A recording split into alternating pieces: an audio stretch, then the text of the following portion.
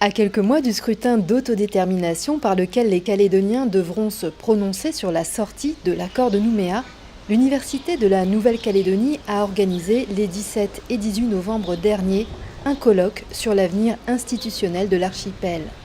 Objectif, passer en revue les perspectives d'évolution institutionnelle, comme l'explique le directeur de la communication de l'université, Sylvian Raffard-Artigue.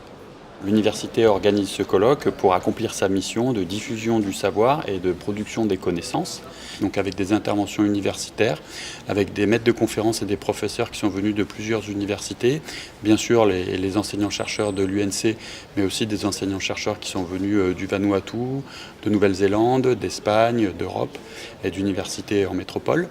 Ils nous apportent un éclairage sur des situations à peu près similaires à celles de la Nouvelle-Calédonie qui ont pu être trouvées ailleurs dans le monde sur des règlements de conflits politiques par rapport à une organisation institutionnelle particulière.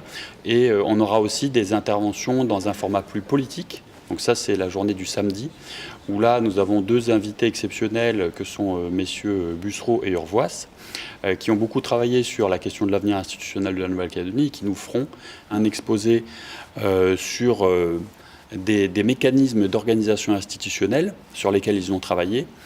Et nous avons aussi les partis politiques représentés au Congrès qui feront une intervention pour exposer quelle est leur vision de l'avenir et de la future organisation de la Nouvelle-Calédonie. Et les premières questions qu'ils nous ont posées, c'est « Et alors, qu'est-ce qu'on va devenir en 2018 ?» Des universitaires français et internationaux, des experts et intervenants politiques se sont succédés pendant 2 jours à la chaire de l'Amphi 400 pour décrypter ce que pourrait être l'avenir institutionnel de la Nouvelle-Calédonie. Des points clés qui préoccupent les Calédoniens et qui ont été abordés devant plus de 700 visiteurs. C'est très intéressant parce que c'est international. Et du coup, on a différents intervenants, par exemple du Pacifique, même d'ailleurs, des spécialistes. Ça nous permet de pouvoir avoir sa vision personnelle et non entendre à chaque fois ce qui est répercuté par les médias et tout ça. On peut se faire sa vision. Parce que là, on a pu comprendre la complexité de la rédaction d'une constitution pour un pays indépendant ou associé. Donc ouais, voilà, c'est intéressant. Il faut que les gens se déplacent, quoi. Enfin, si ça les intéresse d'aller voter l'année prochaine, quoi. De comprendre ce qu'ils sont en train de faire, la démarche. Ouais. Voilà.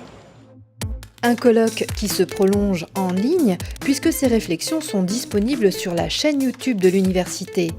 Vous pouvez écouter ou réécouter l'intégralité des interventions déclinées en une vingtaine de vidéos thématiques. Une démarche qui offre aux Calédoniens des informations claires et une expertise qui contribue à la réflexion commune en vue des échéances de 2018.